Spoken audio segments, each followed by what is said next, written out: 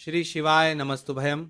दोस्तों, जैसा कि आप सभी लोग जानते हैं कि 21 मई 2026 यानी गुरुवार को पड़ रही है पुरुषोत्तम मास की ज्येष्ठ शुक्ल पक्ष षष्ठी तिथि। और दोस्तों, ये वह तिथि है जो पुरुषोत्तम मास में पड़ने वाली सबसे बड़ी तिथि है, क्योंकि ये पुरुषोत्तम मास में पड़ने वाली है और इसका बहुत ही बड़ा और विशेष महत्व होता है।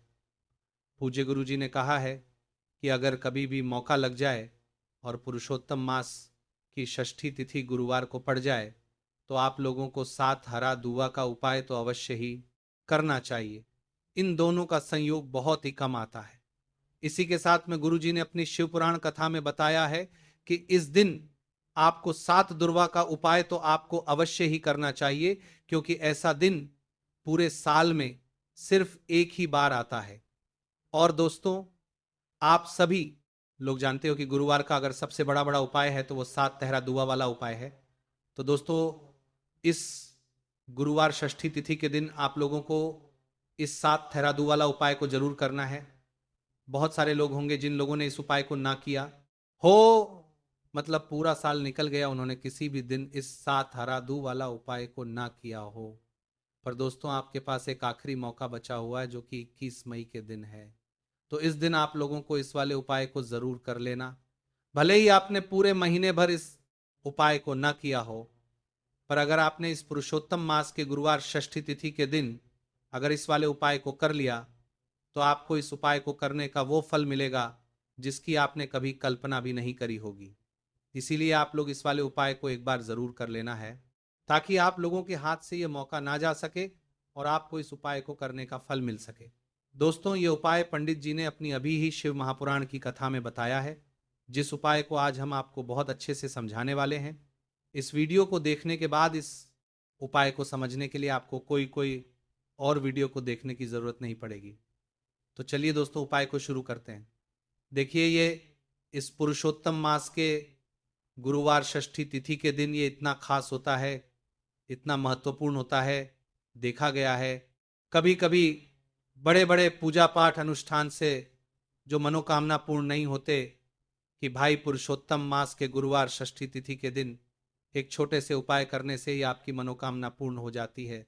और बहुत सारे लोगों ने इस उपाय को किया भी है और उनको इस उपाय को करने का फल भी जरूर मिला है। अगर आप लोग भी इस उपाय को करना चाहते हैं तो आप इस उपाय को पहले अच्छे से समझ लेना, सुन लेना, उसके बाद करना। आपको इस उपाय का फल जरूर ही, और इस उपाय को कर लेने से आपके घर में चाहे किसी भी प्रकार की दुख और समस्या क्यों ना चल रही हो, आपको उसका कारण भी नहीं पता है कि भाई ये समस्या किस कारण से चल रही है। उसका कुछ भी कारण हो सकता है, जैसे इसे पितृदोष हो सकता है या किसी भी तरह का मंगल दोष भी हो सकता है। तो इस दिन आप लोगों को ये वाला उपाय कर लेना है। ये एक ऐसा उपाय है जिस उपाय को अगर किसी विशेष दिन पर किया जाए तो भाई उस विशेष दिन का जो है वो तो मिलता ही मिलता है।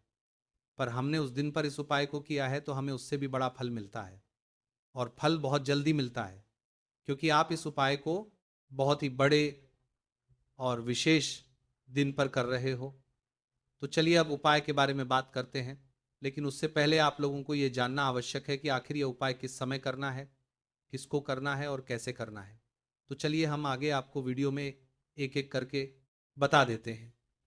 उससे पहले अगर आप लोग हमारे चैनल पर पहली बार हैं तो हमारे चैनल को सब्सक्राइब करना ना भूलें। और अगर आपके पास कोई सवाल है तो आप हमें कमेंट बॉक्स में बता सकते हैं। और अगर आपको हमारा वीडियो पसंद आया है तो आप हमें लाइक और शेयर करना ना भूलें। और अगर आपको हमारे चैनल की जानकारी चाहिए तो आप हमें फॉलो कर सकते हैं। और अगर आपके पास कोई प्रश्न है तो आप हमें कमेंट बॉक्स में बता सकते हैं। पहली बार आए हैं या फिर मेरी आवाज़ आज पहली बार सुन रहे हैं तो हमारे चैनल को सब्सक्राइब ज़रूर कर लेना, और इस वीडियो को करके कमेंट बॉक्स में श्री शिवाय नमस्तुभयं ओम नमः शिवाय जरूर टाइप कर देना। तो दोस्तों, इस 7 दुर्वा वाला उपाय को हमें इस गुरुवार षष्ठी तिथि के दिन कैसे करना है, किसको करना है, किस समय करना है और कहाँ पर करना है, ये सारे सवालों के जवाब आपको इस वीडियो में मिल जाएंगे। और जो ये वीडियो देखेगा भाई उसको 7 हरादू वाला उपाय ज़रूर करना चाहिए, क्योंकि इस दिन 7 दुर्वा का भी बहुत ही बड़ा और विशेष महत्व होता है। और जब बात आ जाए हरा दरवा की, तो ये सोने पर सुहागा वाली बात हो जाती है और ये एक बहुत ही बड़ा उपाय हो जाता है इस गुरुवार षष्ठी तिथि का। तो अब दोस्तों, इस 7 हरादू वाला उपाय को आखिर करना किसको है? सबसे पहले हम लोग वो बात जान लेते हैं। तो देखो, घर की जो बड़ी माताएं बहनें होती हैं, उन माताओं बहनों में से कोई भी एक बड़ी माता बहन इस वाले उपाय को कर सकती है। और दोस्तों, अगर आप चाहे तो अपने घर में से सभी सदस्यों भी इस उपाय को करवा सकते हैं। अगर किसी व्यक्ति की खुद की कोई मनोकामना है, खुद की कोई दुख और परेशानी है, जो कि वह अपने लिए ही करना चाहता है इस वाले उपाय को, तो वह खुद अपने लिए भी कर सकता है। बाकी अगर कोई घर में से ऐसा है जो कि अपने पूरे घर परिवार की सुख और शांति के लिए यह वाला उपाय करना चाहता है, तो भाई वो भी कर सकता है, उसमें भी कोई दिक्कत वाली बात नहीं है। कहने का मतलब यह है कि इस उपाय को हर सदस्य भी कर सकता है और पूरे घर परिवार के सदस्य के लिए घर की बड़ी माताओं बहनों में से कोई एक माता बहन भी कर सकती है। माताएं बहनें अगर घर में उपस्थित ना हो या वह ये वाला उपाय ना कर पा रही हो, तो फिर घर का कोई बड़ा सदस्य भी इस साथ हरा धुरवा वाला उपाय को कर सकता है, चाहे फिर वह पुरुष ही क्यों ना हो, उसमें कोई भी दिक्कत वाली बात नहीं है। अब दोस्तों, जो अगला प्रश्न निकल कर आता है, वो अगला प्रश्न निकल कर आता है, ये आता है इसको लेकर के, आखिर इस उपाय को हमें किस समय करना है? सुबह के समय करना है कि शाम के समय करना है? तो देखो, इस वाले उपाय को आप लोग सुबह के समय भी कर कर सकते हो और शाम के समय प्रदोष काल में भी कर सकते हो। अब अगर आप पूछो कि भाई सबसे उत्तम समय कौन सा रहेगा इस 7 हरादू वाला उपाय को करने का, तो हम आपसे बस यही कहेंगे कि इस उपाय को आप सुबह के समय करेंगे तो ज्यादा बेहतर होगा। बाकी अगर प्रदोष काल के समय भी करेंगे तो भी अच्छा होगा, उसमें कोई भी दिक्कत वाली बात नहीं है। तो अब दोस्तों, जो अगली सबसे बड़ी और महत्वपूर्ण बात आती है वो ये आती है कि सुबह अगर हम उपाय को करेंगे तो हमें कितने बजे से लेकर कितने बजे तक के बीच में करना है, और शाम के समय प्रदोष काल में करेंगे तो हमें कितने बजे से लेकर कितने बजे के बीच में करना है। तो देखो, सुबह जितनी जल्दी हो सके आप उपाय को करने की कोशिश करना। बाकी अगर कारणवश लेट भी हो जाओ, थोड़ी देर भी हो जाए, तो 10 या 11:00 तक भी आप उपाय कर लेना, पर 12:00 से ज्यादा देरी ना हो। ठीक है, इस बात का ध्यान रखना। उसके बाद में दोस्तों, अगर शाम के समय प्रदोष काल की बात करें, प्रदोष काल का जो समय है होता है वो शाम के 6:00 से शुरू हो जाता है। मतलब शाम के 6:00 से लेकर शाम के 6:00 से रात के 8:00 के बीच का जो समय होता, ये समय प्रदोष काल का समय होता है। तो इस उपाय को 7 या 8:00 के बीच में भी कर सकते हो। मैं आप कभी भी इस वाले उपाय को कर सकते हो, उसमें कोई भी दिक्कत वाली बात नहीं है। तो ज्येष्ठ का महीना ही जो आपको धन दौलत पुण्य दोनों ही देने वाला है। ज्येष्ठ के महीने में तुलसी का पूजन करके श्री हरि विष्णु से जुड़े हुए कुछ उपाय करके आप अपने जीवन की निर्धनता, धन से जुड़ी समस्याएं, कर्जे से जुड़ी समस्याओं को हमेशा के लिए दूर कर सकते हैं। भगवान विष्णु को तुलसी अति प्रिय है, इसलिए उनकी पूजा में भी विशेष रूप से हम तुलसी का उपयोग करते हैं। और बिना तुलसी दल के, बिना तुलसी मैया के श्री हरि विष्णु की पूजा और उनका भोग दोनों ही अधूरे होते हैं। इसीलिए ज्येष्ठ के महीने में ऐसा उपाय आपको बताने वाले हैं जिसे करने से श्री हरि विष्णु की असीम कृपा आपको मिलेगी और माँ तुलसी से ऐसा आशीर्वाद मिलेगा, जीवन का हर दुख, हर कष्ट, गरीबी, निर्धनता, कर्जे से जुड़ी समस्याएं, सब कुछ ही आपके जीवन से दूर हो जाएगा और सुख, समृद्धि, धन, वैभव, ऐश्वर्य सब कुछ आपको अपने जीवन में आसानी से मिलने लगेगा। तो चलिए बात कर लेते हैं कि कौन सा उपाय है, तुलसी के पौधे में कौन सी चीज आपको रखनी है और इस उपाय को किस समय करना है।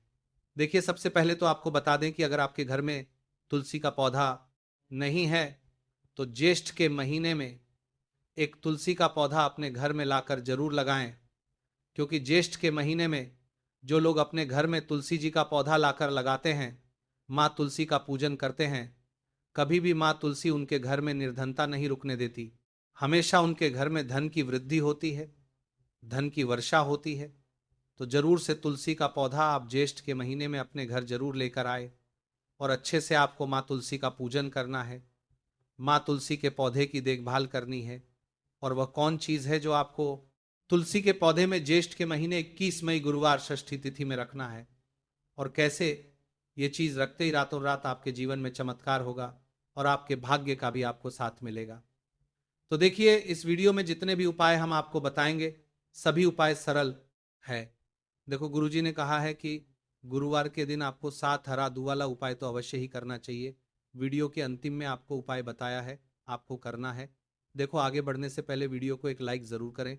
देखो, सबसे पहला उपाय, यदि आपके जीवन में कर्जा बहुत अधिक है, आपके जीवन में संकट बहुत अधिक रहते हैं, आपके ऊपर बहुत अधिक विपदा आ रही है, बार बार आपको अपने व्यापार में और अपने धन में हानि देखने को मिल रही है, यानी कि आपको प्रत्येक कार्य में हानि हो रही है, तो आपको ये उपाय करना चाहिए। इस उपाय को करने के लिए आपको दो चीजों की आवश्यकता होगी। सबसे पहले है, आप जानते हो, जो कि भगवान गणेश जी को समर्पित होती है, तो आपको वह हरा दुआ की आवश्यकता होगी। साथ ही में एक लोटा जल की आवश्यकता होगी। और आप जब भी उपाय को करें, जिस दिन भी आपको करें, तो आपको प्रातः कल सुबह सुबह ही सुबह वो करना है। इस बात का विशेष रूप से आपको ध्यान रखना है, ठीक है। तो आपको एक हरा दुआ लेनी है। अगर आधा हरा दुआ भी मिल जाती है तो भी कोई दिक्कत नहीं है, बस आपको हरा दुआ है। अगर ज़्यादा ना मिले तो उस स्थान पर एक हरा दू भी ले सकते हैं। हरा दू आपको आसानी से कहानी पर भी मिल जाएगी। बस याद रखिएगा, शुद्ध दुर्वा, और मतलब उसे शुद्ध करके ही उपयोग में लीजिएगा, है ना। तो आपको करना क्या है, एक हरा दू या एक से ज्यादा भी हरा दू आप लोग ले सकते हैं।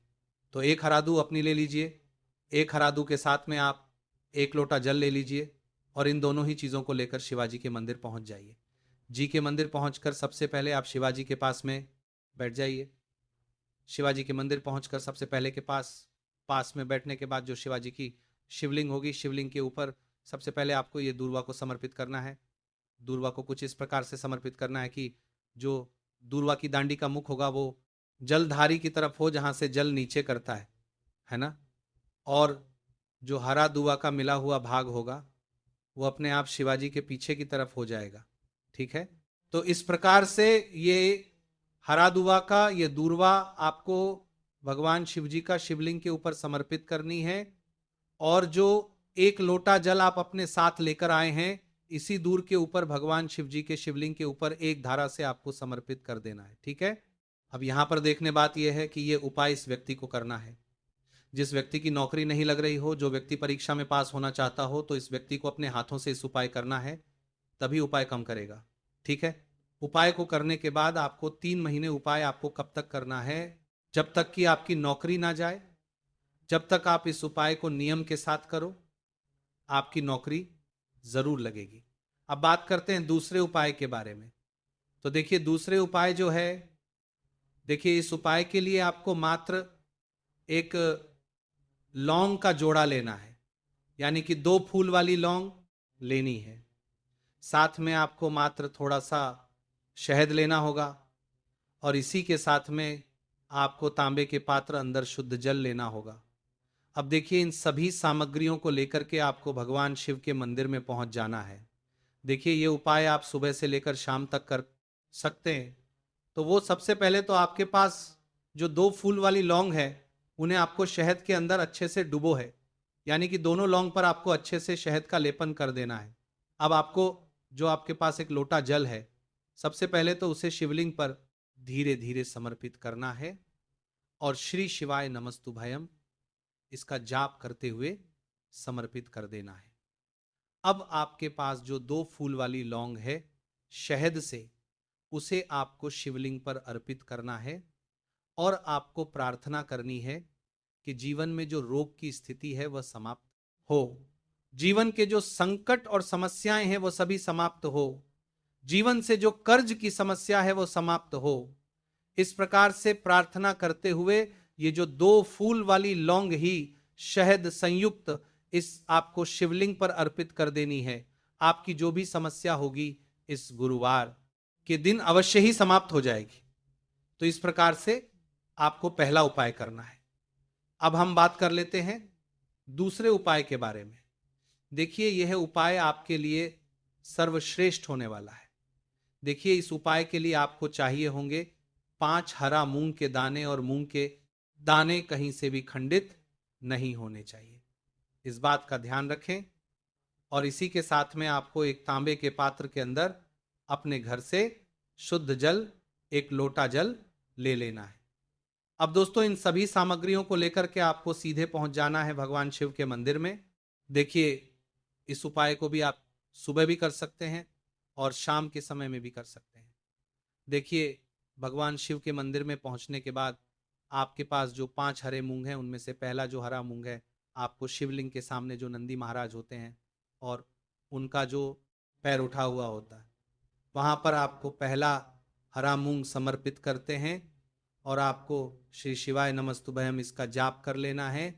फिर आपको दूसरा हरा मूंग लेना है और शिवलिंग पर जो श्री गणेश जी वाला स्थान होता है, वहां पर आपको ये दूसरा हरा मूंग समर्पित कर देना है।